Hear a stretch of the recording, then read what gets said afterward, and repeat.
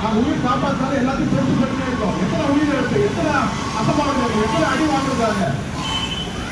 அது நான் படிச்சு வந்துருக்கோமா? ஓபி டாக்டர் வாங்கினா நாங்கள் மருத்துவத்துக்கு மட்டும் தான் கேரண்டி. உங்களுக்காக பர்சனல் சர்வெண்ட் கிடையாது. நாங்கள் மருத்துவ சேவை மட்டும் தான் செய்ய போறோம். அதுதான் நாங்கள் சர்வெண்ட், பர்சனல் சர்வெண்ட் கிடையாது. உங்க நோய்க்கு நாங்கள் ஆள் கிடையாது.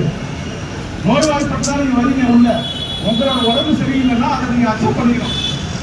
அதுக்கான சிமுலேஷன் என்னவோ, அதுக்கு அந்த மருந்து மாத்திரை என்னவோ, அதெல்லாம் விதிமுறைகள் படிதான் கைட்லைன்ஸ் பற்றி நடந்து கொண்டு உள்ளது.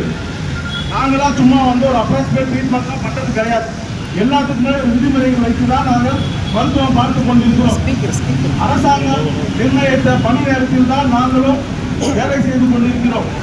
மற்ற துறைகளிலே மருத்துவத்துறையில் மணிக்கணக்குகள் அதிகமாக நாங்கள் வேலை செய்கிறோம். 24 மணி நேரம் டியூட்டி பார்க்கிறோம்.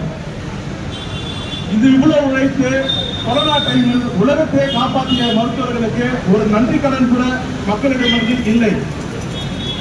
ஓபி டோக்கன் வாங்கிவிட்டால் நாங்கள் அவர்களுக்கு அடிமை இல்லை. அவர்கள் மருத்துவத்துக்கு மட்டும்தான் நாங்கள் பொறுப்பு. அவருடைய வெறுப்புகளுக்கு நாங்கள் பொறுப்பு கிடையாது. இதுக்கெல்லாம் அரசாங்கம் தான் செவி சாய்க்க வேண்டும். இப்படியே போயிட்டு இருந்தால் இந்த டிபார்ட்மெண்ட்டுக்கு வேற மாதிரி தான் வரும். யாராவது ஒருத்தர் தைரியம் இருந்தால் இந்த மாதிரி மற்ற துறையில போய் வெட்டிட்டு வெளியில உயிரோட வர முடியுமா? யாராவது சொல்லுங்க பார்க்கலாம். நாங்களும் வந்து படிச்சிருக்கோம். நாங்களும் டாக்டர் ஆகிறதுக்கு முன்னாடி எல்லாரும் ஒரே மாதிரி தான். 12வது படித்தோம்னா எல்லாரும் ஒரே கேட்டகரி தான். அதுக்கப்புறம் பிரிஞ்சு நாங்கள் வந்து படிக்க போகிறோம். படித்ததுக்கு அப்புறம் இந்த மனித நேரத்தில் நாங்கள் வந்து அப்படியே கொஞ்சம் அமைதியாகிடும்.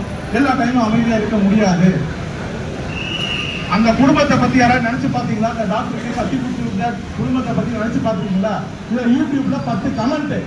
அந்த டாக்டர் சரியா வைத்தியம் பண்ணிருக்க மாட்டாரு, எதுவும் பண்ணிருக்க மாட்டாரு. எங்களுக்கு 10 பேர் காசு கொடுத்து நல்ல கமெண்ட் போட தெரியாதா? இதெல்லாம் யூடியூப்ல இருக்க பிசினஸ் ஸ்ட்ராட்டஜி. தயவு செய்து இந்த யூடியூப் எல்லாம் யாரும் பார்க்காதீங்க. முக்கியமானது உண்மையை மட்டும் பாருங்க. ஒரு டாக்டர் கட்டி குத்தி பட்டிருக்கார், அவர் உயிருக்கு போராடி கொண்டிருக்கிறார்.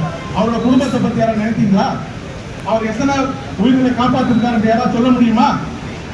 அவர் எங்க பயன்றார், எவ்வளவு சிரமப்பட்டார், இத்தனை எவ்வளவு வருஷம் சர்வீஸ் இருக்கு அவங்களுக்கு தெரியுமா? சுத்துறவனுக்கு இல்ல போட்ட யூடியூப் இருக்கவங்களுக்கு தெரியுமா? எத்தனை தூக்கம் இல்லாத ராத்திரிகள், எத்தனை உணவு இல்லாத நாட்கள் போயிருக்குதுன்னு தெரியுமா அவங்களுக்கு?